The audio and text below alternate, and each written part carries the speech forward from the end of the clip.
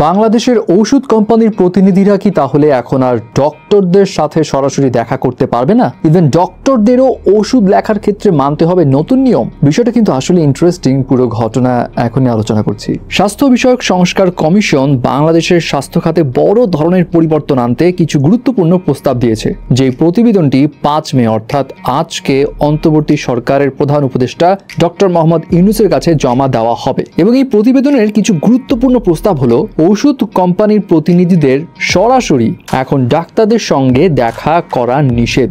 তাদের ওষুধ সম্পর্কে তথ্য ইমেইলের মাধ্যমে ডাক্তারের কাছে পাঠাতে হবে। এছাড়া আরেকটা বিষয় হচ্ছে ওষুধ লেখার ক্ষেত্রে কিছু বাধ্যবাধকতা। ডাক্তারদের প্রেসক্রিপশনে ওষুধের ব্র্যান্ডের নাম বা কোম্পানির নামের ওষুধের বদলে জেনেরিক নাম এই নামে ওষুধ লিখতে হবে। এখন জেনেরিক নামে ওষুধ লেখা বলতে কি বোঝাচ্ছে, এতে করে কতটা লাভ হবে এবং রোগীদের জন্য এটা কতটা স্বস্তির একটা বিষয় হয়ে গেল সেটাও কিন্তু বলছি। দেখুন, এখন এই কাজগুলো করলে ফার্স্ট অফ অল কি হবে, প্রথমত রিপ্রেজেন্টেটিভরা ডক্টরদের সঙ্গে হসপিটালে এসে সরাসরি দেখা করার যে বিষয়টা সেটা যদি না করতে পারে তাহলে ডাক্তারের সময় বাঁচবে, রোগীও দেখতে পাবে। আবার ওই যে ডাক্তার দেখার সময় অনেক সময় রিপ্রেজেন্টেটিভরা যে নানা রকম টাকা পয়সার লেনদেন করে, গিফট টিফট দেয়, এতে করে প্রভাবিত হয়ে অনেক সময় ডাক্তাররা যেটা করে রোগীদেরকে সেই কোম্পানির ওষুধ লিখে দেয়, হোক সেটা প্রয়োজনীয় কিংবা অপ্রয়োজনীয়, রোগী লাগুক কিংবা না লাগুক। ইভেন সামটাইমস ওষুধগুলো হয় বেশ এক্সপেন্সিভও বটে। সো এতে করে দেখা যায় রোগীদের একটা কমপ্লেইন থাকে যে ডাক্তার এত ওষুধ কেন দিল, এখানে একটা অস্বচ্ছতার বিষয় থাকে। সো এখন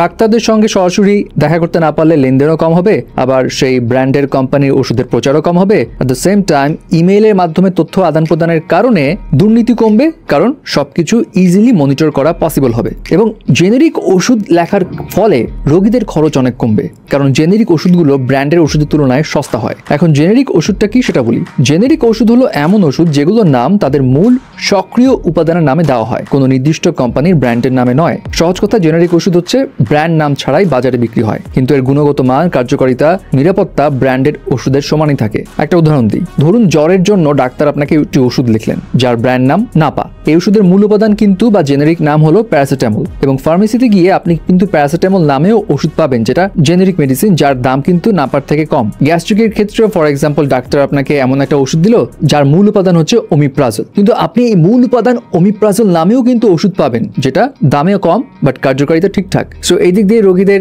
পয়সাও বাঁচবে, আবার অনেক সময় ডাক্তাররা অযাচিত ওষুধও লিখবে না। সো লাভই লাভ। এখন কতটুকু এটার কার্যকারিতা হয় সেটা তো সুপারিশটা গ্রহণ করলেই বোঝা যাবে। বাট আপনার কি মনে হয়, এই কাজটা করলে ভালো হবে নাকি উল্টা বিপদ বাড়বে?